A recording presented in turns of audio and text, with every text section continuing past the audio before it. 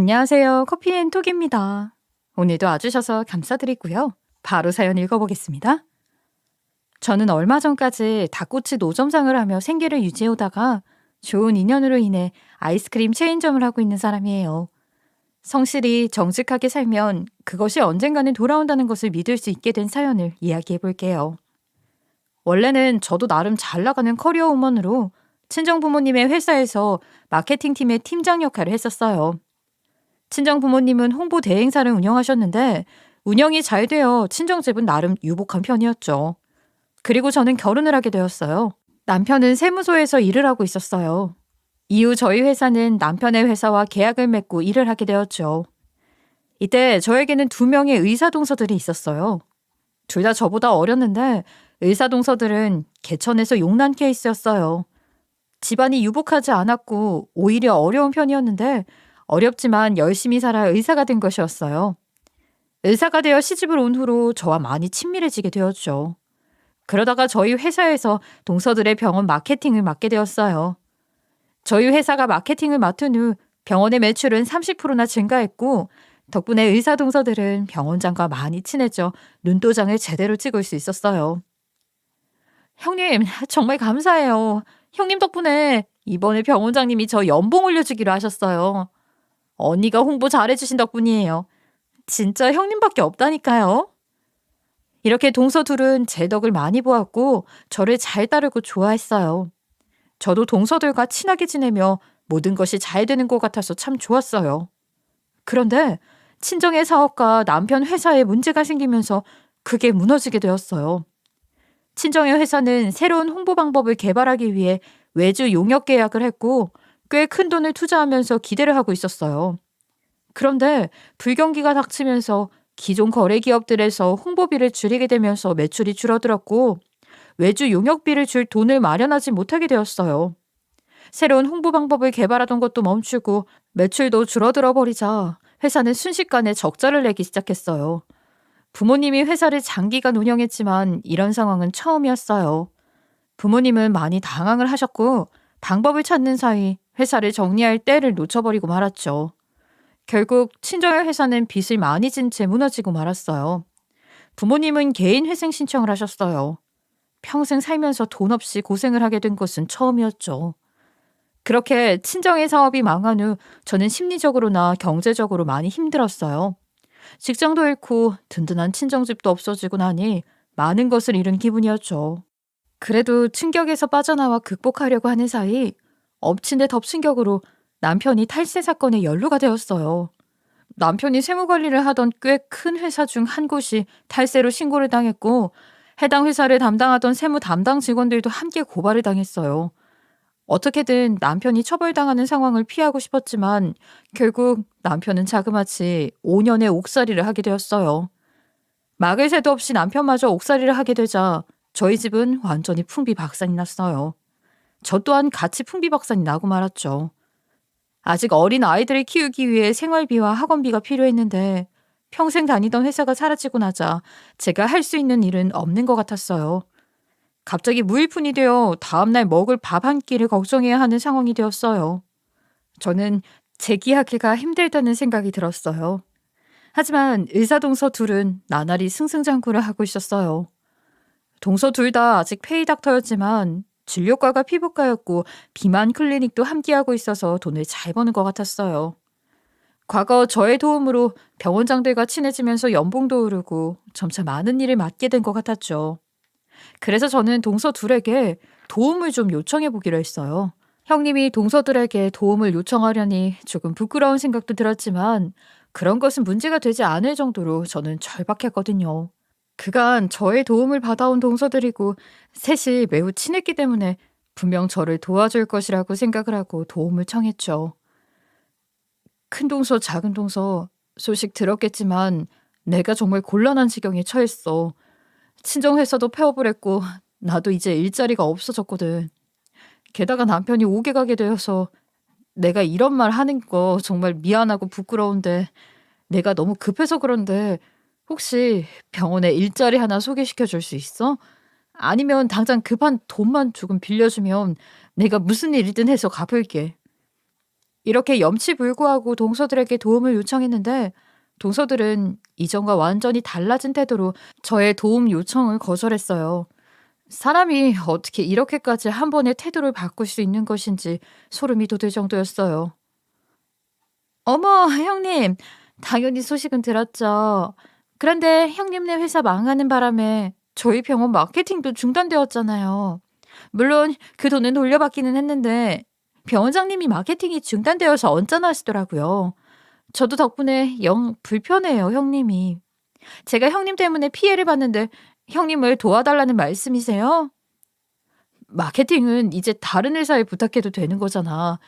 그래도 내가 그동안 동서들을 도왔는데 내가 이렇게 힘든데 동서들도 한 번만 나를 도와주면 안 돼? 아니, 자업자득이죠. 저희가 그걸 왜 도와야 해요? 사업하다가 망한 거면 스스로 책임져야죠. 저희가 도움 빌려줬다가 못 받게 되면 그건 어디에서 받으라고 그런 말씀하시는 거예요? 동서 둘은 이렇게 정말 싸가지 없이 거절을 했어요. 본인들이 저를 필요로 할 때는 간이고 쓸개고 다 내어줄 것처럼 하면서 제 옆에 붙어 있었는데 막상 제가 본인들을 필요로 하니 자기들은 모르는 일이라며 무시를 하는 것이었어요. 저는 많은 배신감이 들었어요. 이런 취급을 받을 줄은 모르고 내가 사람을 잘못 봤구나 싶었죠. 심지어 시어머니 또한 본인 아들이 옥살이를 하게 된 것을 누군가의 탓으로 돌리고 싶었는지 저와 친정을 원망했어요. 아들이 맨날 일이 많다고 했어. 그래도 너희 친정집 회사 일 맡았을 때도 일이 많다고 했어. 걔가 너네 친정집 일이라고 무리해서 하다가 다른 일을 신경을 많이 못 썼던 거야. 그러니 탈세니 뭐니 말도 안 되는 일에 연루가 된 것 아니야. 아주 꼴도 보기 싫어. 저리 가. 시어머니는 말도 안 되는 이유를 들며 본인 아들을 저와 우리 친정에서 망쳐놨다며 경멸을 했어요. 그러면서 저를 사람 취급도 하지 않기 시작했어요. 시댁에 가면 제가 마치 투명인간이라도 된 마냥 본체 만취하기 시작했고 식사 시간에는 제 밥그릇은 놓지도 않고 앉으라는 말도 하지 않았어요. 심지어 시어머니는 우리 아이들까지도 보지 않겠다며 다시 얼굴 보지 않게 하자고 말씀을 하셨어요. 저는 서러웠어요.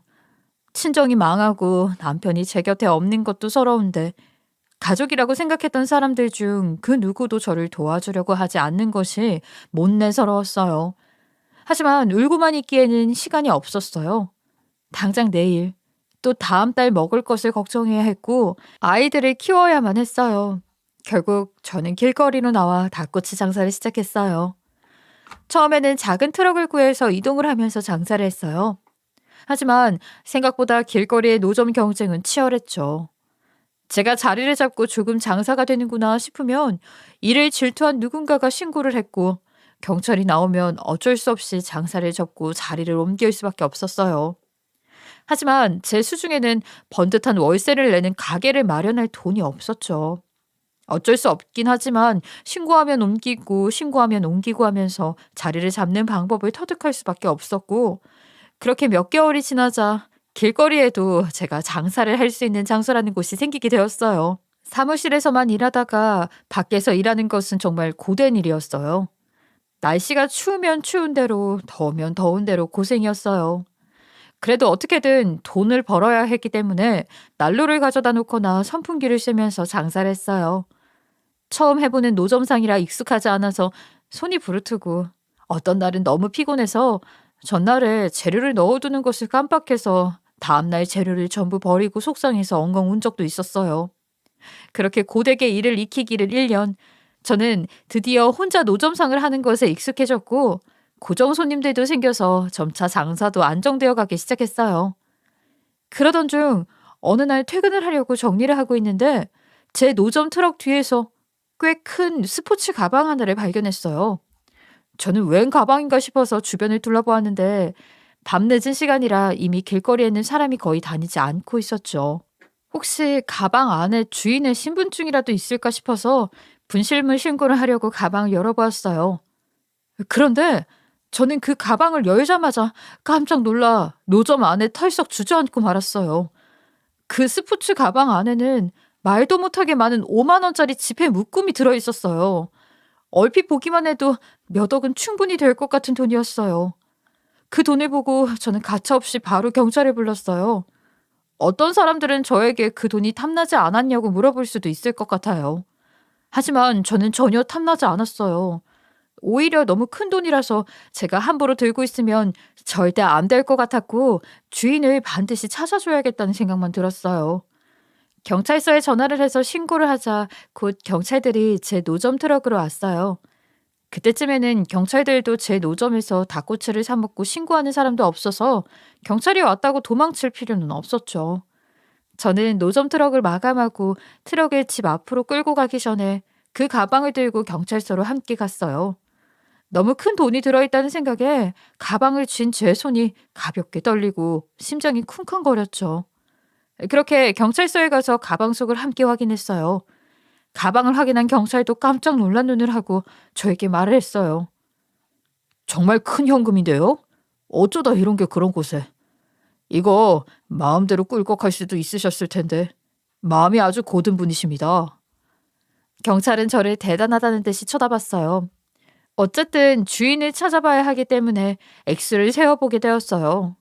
경찰이 지폐를 세는 기계를 가져왔고 영상과 사진을 찍으면서 그 돈을 모두 세는 것을 도왔어요. 어느 정도 시간이 걸려 다 세어보았는데 그 돈은 자그마치 5억이라는 큰 돈이었어요. 몇만 원도 틀리지 않고 정확히 5억이었죠. 놀랄만한 돈이었지만 이렇게 큰 돈은 제가 가질 돈은 아니라는 생각에 경찰서에 놓고 나가려고 했어요.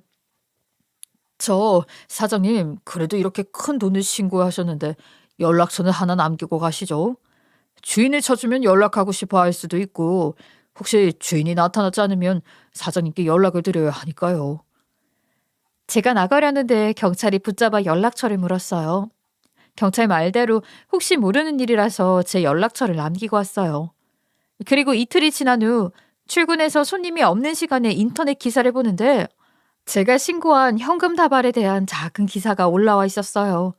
노점상을 운영하는 A씨가 길바닥에 놓인 돈을 발견해 경찰서에 신고를 했다고 말이에요. 그 A씨가 바로 저였는데 기사에는 그렇게 큰 돈을 그대로 경찰서에 가져다 주었다면서 칭찬을 하고 있었어요. 어쩌다 일어난 우연한 일이었지만 오랜만에 누군가 저의 행동을 칭찬해 주는 것 같아서 기분이 좋았어요. 그리고 또 며칠 뒤 기사까지 나간 덕분인지 경찰에게 연락이 왔어요. 5억의 주인이 나타났다는 것이었어요. 그리고 그 주인은 꼭 저를 만나고 싶어 한다면서 경찰서로 와달라고 했어요. 돈의 주인은 하나도 잃어버린 돈이 없다며 저에게 살해를 하고 싶다고 한다는 것이었어요. 그래서 저는 노점을 조금 일찍 마감하고 경찰서에 들리게 되었죠. 경찰서에 가보니 돈다발의 주인은 나이가 지긋한 할머니였어요. 하지만 딱 봐도 옷이 고급스럽고 귀티가 나는 할머니였어요. 여유가 많아 좋은 것을 먹고 피부 관리도 많이 했을 것 같은 분이었죠. 역시 5억이라는 현금을 들고 다니는 분이라는 생각이 들었어요. 할머니는 제가 신고자라는 것을 알자마자 양팔을 벌려 저를 안아주시더니 정말 고맙다면서 여러 번 인사를 하셨어요. 아이고, 돈 찾아주신 분이구나. 이거 정말 고마워서 어떡해요.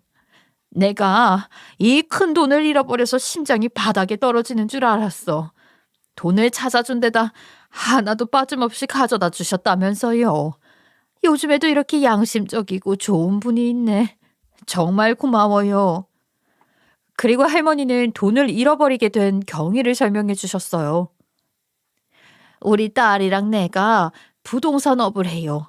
건물이나 땅, 빌라 같은 것을 사고 팔거나 낡은 것을 사들여서 새로 지어서 팔고 그러거든요. 그런데 이번에 좋은 매물이 나와 구입을 했는데 나보다도 나이가 더 많은 할아버지가 소유한 주택인 거야.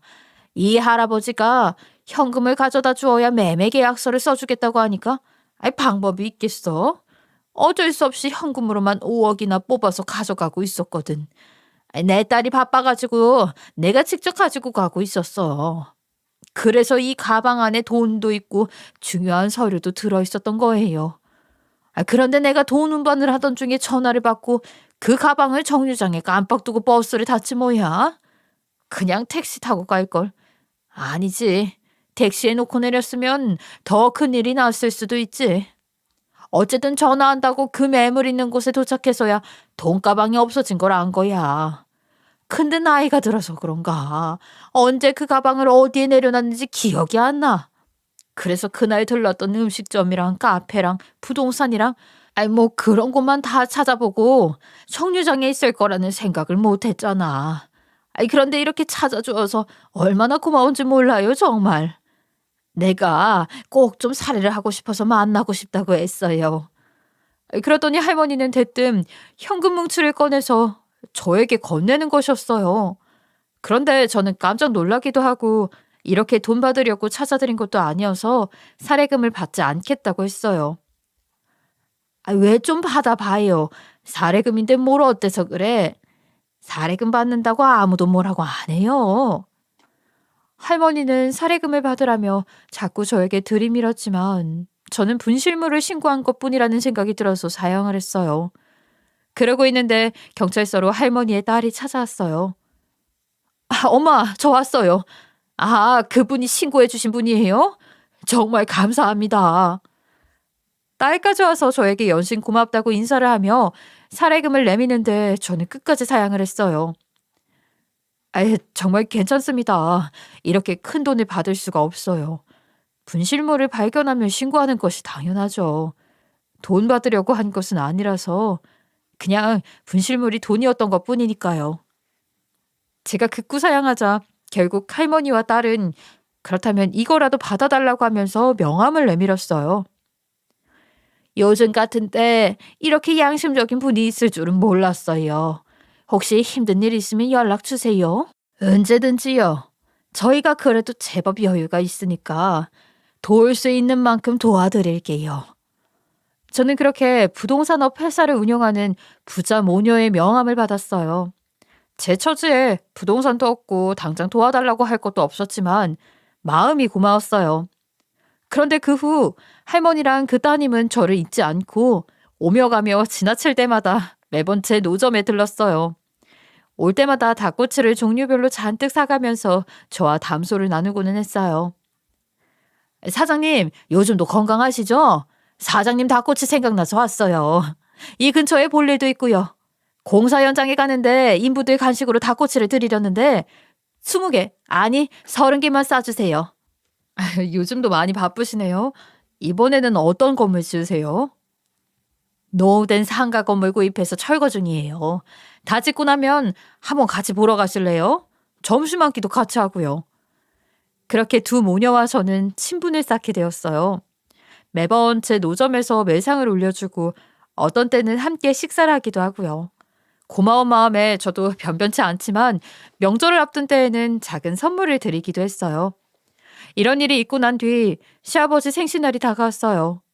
저는 오랜만에 시댁에 가기로 마음을 먹었어요. 시어머니는 저를 박대했지만 시아버지는 그래도 저를 챙겨주시는 고마운 분이셨거든요. 저는 시아버지의 생신을 축하해드리고 싶은 마음에 긴장이 되었지만 열심히 준비를 하고 선물도 사들고 시댁으로 향했어요. 시댁에 도착하자 의사 동서들이 먼저 도착해 있었어요. 저는 인사를 했지만 동서들은 제가 온 것이 놀랍다는 반응이었어요. 어쨌든 제가 시댁에 들어서서 시아버지 생신상 만드는 것을 거들려고 하자 의사 동서들은 저를 보면서 이렇게 말을 하는 것이었어요. 어머, 노점상 하는 서민이랑 겸상을 하게 될 줄은 몰랐는데 정말 오랜만이네요, 형님. 오늘은 왜 굳이 여기까지 오신 거예요? 단박에 이렇게 모욕적인 소리를 듣자 저는 할 말을 잊고 말았어요. 무슨 말이라도 대꾸를 하고 싶었는데 무슨 말을 해야 할지 몰라서 그저 부엌일을 거둘 준비만 했어요. 그러자 동서들은 저에게 이렇게 말하면서 저를 내쫓으려고 하는 것이었어요. 아니, 없이 살아서 그런가? 왜 이렇게 눈치가 없어요, 형님? 시어머니가 형님 보기 싫어하는 거 잊으셨어요? 저희도 무식하게 몸으로 일하는 것밖에 모르는 사람이랑 굳이 겸상하기 싫다고요. 선물만 두고 어서 집으로 가세요. 동서들이 이렇게 타박을 하는데 그제서야 저도 화가 나기 시작했어요. 예전에는 그냥 섭섭하고 상처를 받아서 돌아서기만 했는데 이런 소리까지 듣고 나니 제대로 화를 내야겠다는 생각이 들었어요. 동서 둘은 싸가지가 없어서 그런가 제가 조용히 있으니 더 만만하게 보는 것 같았죠. 뭐? 너희 대체 무슨 말이야? 의사이고 돈 있으면 그렇게 아무나 무시해도 되는 거야? 나보고 눈치가 없다고? 너희는 아주 인성이 없구나. 내가 도와준 걸 고마운 줄도 모르고 단물만 쭉 빨고 모르는 척하더니 이제는 아주 싸가지가 없네. 어디 계속 말해봐. 계속 해봐. 저도 가만히 있지 않고 맞서서 싸웠어요. 이렇게 동서와 제가 부엌에서 소리를 지르며 아웅다웅 싸우고 있자 생일자인 시아버지가 오셔서 크게 호통을 치셨어요. 다들 뭐 하는 거야? 동작 그만. 대체 같은 집 가족들끼리 왜 이러는 거야? 저희는 시아버지의 호통에 일순간 모두 합주기가 되었어요. 시아버지는 상황을 다 파악하신 건지 저희가 싸움을 그치자 중재를 하셨어요. 너희들 형님한테 그러는 거 아니다. 돈 없다고 무시하는 거 아주 예의 없는 짓이야. 너희 그렇게 못 배운 애들이냐? 그리고 사람은 누구나 힘든 시기를 맞이할 수 있는 거야. 너희 형님이 잠시 힘들다고 해서 도와주지는 못할 망정 이렇게 못된 소리를 할 수가 있냐? 다음부터 이런 소리 하는 거 내 귀에 들리면 너희는 아주 아작을 낼 줄 알아. 시아버지는 제 편을 들어주며 동서들을 혼내셨어요. 그리고 이어서 저에게 말씀하셨어요. 큰애야, 이런 말 마음에 담아두지 말아라. 그리고 네가 오늘 내 생일 축하하러 온다고 해서 안 사람한테도 단단히 일러뒀어. 큰애가 오는데 전처럼 박대하지 말라고 말이야. 너라고 남편이 옥살이를 할 줄 알았겠냐? 그러니 오늘은 마음 놓고 밥 먹고 가라. 못난 아들놈 때문에 네가 고생이 정말 많다. 시아버지에게 이런 말을 들으니 시어머니와 동서들에게 향했던 원망의 마음이 사르르 녹으면서 눈물이 흘렀어요. 그간 서러웠던 것들이 모두 풀어지는 것 같았죠. 시아버지는 눈물을 흘리는 제 어깨를 꽉 잡아주셨어요. 저는 울면서 시아버지께 감사하다고 말씀을 드렸어요. 저와 시아버지를 동서들은 못마땅한 눈빛으로 보고 있었죠. 결국 그날은 저도 시댁 식탁에서 함께 식사를 하게 되었어요. 시아버지의 생신 축하를 알고 선물을 전달드렸죠. 그리고 모두 앉아서 식사를 하는데 동서들과 시동생들이 하는 이야기가 들렸어요. 아버지, 이제 개원할 만큼 돈이 모인 것 같아서요. 이번에 새로 지은 건물이 있는데 위치도 좋고 월세도 적당해서 저희 두 집이 힘을 모아 피부과를 크게 운영해 볼까 하고요. 맞아요, 아버님. 저희가 드디어 돈을 많이 모았어요. 의사이다 보니 은행에서 개업 대출도 쉽게 나오고요. 앞으로 저희가 돈 많이 벌어서 호강시켜 드릴게요. 동서들은 아까 시아버지에게 혼나서 다시 점수를 따고 싶은 것인지 평소보다 더 알랑거리며 시아버지에게 말씀을 드렸어요. 그 모습을 보고 있으니 씁쓸한 마음이 들었어요. 저는 지금 그런 말을 전혀 할 수 없는 상태였으니까요. 하지만 사정이 안 되는 것은 어쩔 수가 없었어요. 그저 지금은 버티면서 제 나름대로 열심히 사는 수밖에 없었죠. 그렇게 시아버지 생일잔치가 끝나고 저는 저의 일상으로 돌아왔어요. 하지만 동서들은 그날 있었던 일을 잊지 않는 것 같았어요. 시아버지 생신날이 끝난 후에도 동서들은 저를 가만둘 생각이 없는 것 같았죠. 시아버지 생신 때 본인들이 혼난 것이 화가 났는지 동서들은 결국 저를 더 직접적으로 괴롭히기 시작했어요. 어느 주말 손님이 몰려 제가 열심히 장사를 하고 있는데 동서 둘이 제 노점 앞으로 와서 팔짱을 끼고 못마땅한 표정으로 저를 쳐다봤어요. 저는 동서들이 여기까지 온 것은 절대 저를 응원하기 위해서가 아니라는 것을 알고 있었어요. 제가 어색하게 인사를 하고 계속 장사를 하는데 큰 동서가 대뜸 경찰서에 전화를 하더니 제 노점을 신고했어요. 여보세요? 네, 거기 경찰서죠? 여기 불법 노점이 있어서요. 와서 철거 좀 부탁드려요. 물론 관할 경찰서의 경찰들은 제 노점상을 알고 있었어요. 하지만 신고가 들어온 이상 출동하지 않을 수는 없었죠. 저는 경찰들이 오면 노점을 접어야 한다는 것을 알고 있어서 마음이 급해졌어요. 일단 주문받은 손님들 것을 모두 건네주고 나서 동서들에게 말했어요. 이게 무슨 짓이야? 너희 말대로 너희는 그렇게 돈이 많으면서 꼭 여기까지 와서 일해야겠어? 어디 오늘 너희 나랑 제대로 붙어보자. 제가 이렇게 말하면서 노점에서 나와 동서들에게 달려들려고 하자 동서들은 질세라 제 노점 위에 음식과 물품을 뒤집어 엎기 시작했어요. 이딴 노점상이나 하면서 뭐가 잘났다고 시댁에 와서 우리한테 큰 소리야. 몇 푼도 안 하는 이딴 것들 다 엎어버리면 그만인데. 형님, 아주 잘나셨네요. 뻔뻔하게 시댁에 나타나서 형편 좀 나아졌나 했더니 아직도 이러고 살고 있네. 그러면서 우리한테 그딴 소리를 해? 가난하고 가진 것 없으면 분수에 맞게 굴어. 동서들은 제 노점을 엉망으로 만들면서 난리를 쳤어요. 저는 둘을 뜯어 말렸지만 이미 노점은 엉망이 된 뒤였죠. 그리고 나서 동서들은 분이 다 풀린 듯 씩씩거리며 시원하다는 표정으로 돌아가 버렸어요. 동서들이 돌아간 뒤 경찰들이 출동을 했는데 엉망이 된 노점과 허망한 제 표정을 보더니 경찰들은 말없이 사방에 흩어진 조리 도구들을 주워주고 돌아갔어요. 어차피 저는 오늘 장사는 더 이상 할 수 없는 상태였으니까요. 저는 울지 않으려고 무던히 애를 썼어요. 너무나 화가 나고 제 신세가 서러웠지만 울면 지는 것 같은 생각까지 들었어요. 그래서 저는 꾹 참고 엉망이 된 노점과 노점 주변을 정리했어요. 그렇게 참고 있는데 누군가 제 어깨에 손을 올렸어요. 돌아보니 부동산 회사를 하는 할머니와 그 따님이 서 있었어요. 할머니는 저를 걱정스럽게 들여다보면서 말씀하셨어요. 아까 다 봤는데 방금 그 난리를 친 것들이 동서들이야? 이게 어떻게 된 거야? 저는 이렇게 저를 걱정해주는 사람이 있다는 것이 정말 감사했어요. 그래서 엉망이 된 노점을 모두 정리한 뒤 할머니와 따님에게 저의 사정에 대해 이야기를 했어요. 그러자 할머니와 따님은 아주 불같이 화를 내면서 이렇게 말했어요. 그 악랄한 동서들이 개원한다는 건물이 어디예요? 알려주세요. 그동안 큰돈 찾아준 은혜를 갚고 싶었는데 방법이 없었는데 이제 은혜 갚을 방법을 찾은 것 같아요. 저는 시아버지 생신날에 들었던 병원의 위치를 말해주었어요. 그 근방에서 새로 개원하는 피부과는 한 군데밖에 없어서 쉽게 찾을 수 있었죠. 할머니와 따님은 그 건물을 알아보시더니 바로 저에게 연락을 하셨어요. 저희가 그 상가 건물 구입했어요.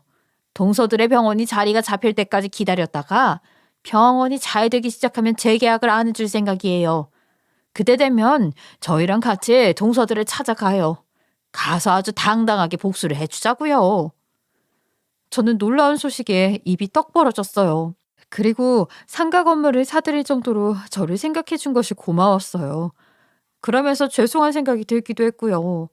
제가 괜히 사정 이야기를 해서 상가 건물까지 사게 된 것은 아닌가? 복수를 대신하게 해주었는데 너무 큰 금액이 아닌가 싶어서요. 어쨌든 갖가지 마음이 들었지만 그래도 이렇게까지 해주셨으니 할 거면 제대로 된 복수를 하자 싶었어요. 그렇게 1년 후 동서들 병원은 사람들이 줄을 설 정도로 문전성시를 이뤘어요. 피부과랑 비만 클리닉을 같이 하다 보니 여자 환자들이 줄을 지어 섰고 점차 소문이 나서 예약 없이는 갈 수 없는 병원이 되었어요. 그러던 때 다시 시아버지 생신이 돌아와서 저는 시댁으로 갔어요. 시댁에 도착하니 동서들은 더 기고만장해서 전보다 저를 더 무시하려고 했어요. 시아버지의 불우령이 한 번 있었기 때문에 대놓고 저를 타박하지는 못했지만 은근하게 무시하는 발언을 계속했어요. 형님, 시아버지 생신상은 형님이 좀 만들어요. 형님은 어차피 닭꼬치 굽는 일 하잖아요. 음식 하는 거는 어차피 매한가지인데 형님이 하는 게 빠르지 않겠어요? 맞아요. 저희는 요새 병원이 워낙 잘 되어서 시아버지에게 생신 선물로 용돈도 크게 드렸거든요. 그럼 용돈 많이 못 가져온 사람이 음식 정도는 해도 되잖아요? 저는 이런 소리를 듣는 것이 정말 어이가 없었지만 저의 복수는 좀 더 시간이 걸리는 일이었기 때문에 여유롭게 받아주기로 했어요. 동서들은 손이 없나 봐? 아니면 평생 요리 한번 못 해봤나? 돈이면 다 된다고 생각하는 사고방식을 가진 것도 안타깝기는 하네. 시아버지 생신상인데 돈으로 처리하는 듯이 말하는 게 적당한 일일까 싶기는 하지만 뭐 알았어. 그러자 동서들은 시아버지 눈치를 보느라 크게 화를 못 내고 제 앞에서 한참을 삐죽거리다가 거실로 가버렸어요. 저는 그 모습을 보면서 코웃음을 쳤죠. 어차피 조금만 있으면 제 앞에서 꼼짝도 못할 거면서 마지막까지 저렇게 못되게 구는 모습이 가소로웠거든요. 그리고 드디어 병원 개업 후 2년이 되는 날이 왔어요. 재계약을 해야 해서 동서들은 할머니와 따님에게 연락을 했죠. 그리고 할머니와 따님이 저에게 연락이 와서 재계약 자리에 함께 나가기로 했어요. 처음에는 재계약 이야기를 하는 자리에 따님 대신 제가 나갔어요. 동서들은 저를 보자마자 눈을 동그랗게 뜨더니 코웃음을 치는 것이었어요. 형님, 여기가 어디라고 오신 거예요? 저희 보러 오신 거예요? 건물주님은 어디 가셨고요? 형님이 왜 여기 계시지? 이해할 수가 없네. 저는 그 말을 듣고 미소를 지었어요. 그리고 동서들 앞에 따님 회사의 명함을 내밀면서 말했어요. 이분이 상가 주인인 건 알고 있지? 이분이 바로 내 후원자이셔. 지금 나는 이분의 대리인으로 온 거고 곧 있으면 너희의 건물주님도 오실 거야. 제가 이렇게 말을 하자 동서들은 아까보다 더 눈을 동그랗게 크게 떴어요. 동서들이 제 말을 믿을 수 없다는 표정으로 상황 파악을 하려고 하는데 건물주인 따님이 들어왔어요. 안녕하세요. 제가 건물주인데요. 이야기는 많이 들었습니다. 그래서 병원 상가에 재계약 일은 없는 일로 할까 싶어요. 어떠세요? 따님이 이렇게 말을 하자 동서들은 입을 다물지 못하고 있다가 정신이 든 듯이 말까지 더듬어가면서 따님에게 이야기를 했어요. 무슨 이야기를 들으셨다는 말씀이세요? 그리고 재계약을 안 하시겠다니. 저희 병원 운영 계속하고 싶은데요. 이제 막 자리 잡혀서 장사도 잘 되고요. 월세도 단 한 번도 밀린 적 없잖아요. 갑자기 재계약을 할 수 없다고 하시면 저희는 길거리에 나앉을 수밖에 없다고요. 그러시면 여기 계신 여러분들의 형님께 그동안의 일들에 대해 사과를 하세요. 여러분의 형님이 저와 가까운 사이여서요. 형님에게 그런 짓을 하셨다는 것을 믿을 수가 없더라고요. 그런 분들과 계약 관계를 유지하는 것이 영 찜찜했는데 제대로 사과를 하신다면 그것을 보고 재계약을 할지 말지 정하기로 할게요. 따님은 그렇게 으름장을 놨어요. 동서들은 많이 당황한 모습으로 저를 쳐다보았어요. 저는 팔짱을 낀 채 여유롭게 기다리고 있었어요. 그러자 동서들은 그제서야 상황 파악을 제대로 한 것인지 어쩔 줄 몰라 하다가 표정을 바꿔 말을 했어요. 형님, 이거 다 오해라고 설명을 좀 해주세요. 오늘 저희 병원 재계약하러 나온 건데 병원 망하게 할 수는 없잖아요. 네? 좀 말 좀 해주세요. 저는 그런 동서들을 보며 웃었어요. 그리고 말을 했어요. 어떤 오해가 있었다는 거야? 너희가 내가 돈 없다면서 무시한 거? 아니면 내 노점상에 와서 다 뒤집어 엎고 난리를 친 거? 그 중에 어떤 것이 오해였다는 거야? 제대로 사과를 해도 봐줄까 말까 하는 차에 이게 무슨 말이야? 동서들은 제 말을 듣고 사색이 되었어요. 그러더니 제 앞에 무릎을 꿇고 앉아 빌기 시작했어요. 형님, 진짜 잘못했어요. 저희가 잘못했으니 꼭 좀 건물주님께 말씀 좀 잘해주세요. 그건 무시하고 말도 안 되는 소리 한 거 다 사과드릴게요. 형님네 노점에서 행패 부린 것도 진짜 죄송해요. 다시는 그런 일 없게 할게요. 그러니 꼭 좀 저희 좀 살려주세요. 저는 벌벌 떨고 있는 동서들을 내려다보다가 옆에 앉아있던 따님에게 이 정도면 되었다고 말씀을 드렸어요. 그러자 따님은 동서들에게 이렇게 말했어요. 알겠어요. 그럼 재계약을 해드릴게요. 어차피 재계약은 1년 단위니까 이후에 조금이라도 이분에게 밉보이거나 이분을 모욕하거나 무시하면 바로 상가를 빼라고 할 거예요. 알아들었어요? 따님은 동서들에게 신신당부를 하였고 동서들은 연신 고개를 끄덕이며 그저 잘 좀 봐달라고 빌 뿐이었어요. 저는 감사하게도 할머니와 따님 덕분에 동서들에게 제대로 된 사과를 받고 더 이상 무시를 당하지 않게 되었어요. 그리고 동서들은 다시 제 앞에서 알랑방귀를 끼기 시작했어요. 어머, 형님 오셨어요? 반가워요. 저희가 형님 쓰시라고 명품 가방 좀 사왔거든요. 좀 있으면 형님 생일이잖아요. 정말 축하드려요. 앞으로도 모쪼록 저희 좀 잘 살펴주세요. 어휴, 역시 형님은 음식도 잘하시네요. 다음에 저한테도 가르쳐 주실 수 있으세요? 가르쳐 주시면 다음에는 제가 음식 다 할게요. 그런 동서들이 가수로웠지만 앞으로 동서들이 저를 함부로 대할 일은 없었기 때문에 그냥 두기로 했어요. 그리고 드디어 몇 년이 지나고 남편도 무사히 출소를 했어요. 남편은 형을 다 살고 나왔지만 이전의 일을 할 수는 없게 되었어요. 제가 그 일로 힘들어하자 그 따님이 그것을 눈치채고 저에게 제안을 하나 하셨어요. 동생, 내 명의로 된 상가 중에 목 좋은 곳이 있는데 혹시 거기에서 프랜차이즈 아이스크림 가게 한번 해보겠어? 동생이니까 내가 월세도 절반만 받을게. 한번 남편분이랑 상의해서 말해줘요. 저와 남편은 거절할 이유가 없었죠. 정말 너무나 고마웠어요. 그래서 제가 하던 노점을 처분하고 저희가 모아둔 돈에 얼마간의 대출을 받아 그 돈으로 프랜차이즈 아이스크림 가게를 열었어요. 지금은 저희 남편과 제가 정말 성실하게 일을 하고 있어요. 다행히 가게는 잘 되고 있고 따님 덕분에 월세 부담도 적어서 아주 좋은 기회가 되어주고 있어요. 저는 앞으로도 성실하고 진실하게 살아가려고 해요. 동서들처럼 앞뒤가 다른 사람이 되지 않으려고요. 세상 모두가 다 좋은 사람이라고 생각하지는 않지만 좋은 일을 하면 좋은 인연이 따라온다는 것은 사실인 것 같아요. 제가 5억을 돌려주지 않았다면, 그리고 5억에 대한 사례금을 받았다면 이렇게까지 좋은 인연과 좋은 기회를 얻기는 힘들었을 것 같아요. 그냥 제 마음이 시키는 대로 양심껏 살다 보니 이런 더 큰 행운이 찾아온 것 같아 얼마나 감사한지 모른다는 생각이 들어요. 얼마 전까지 어렵게 살았지만 제가 얻게 된 이 인연을 바탕으로 다시 새 삶을 시작한 것을 보면 그런 생각이 들어요. 제 사연을 듣는 여러분들도 항상 좋은 사람들과 좋은 인연들이 이어져 갔으면 좋겠습니다. 제 이야기 들어주셔서 감사합니다. 지금까지 커피앤톡이었습니다. 오늘도 끝까지 함께 해주셔서 감사하고요. 다음 영상으로 또 찾아뵙겠습니다.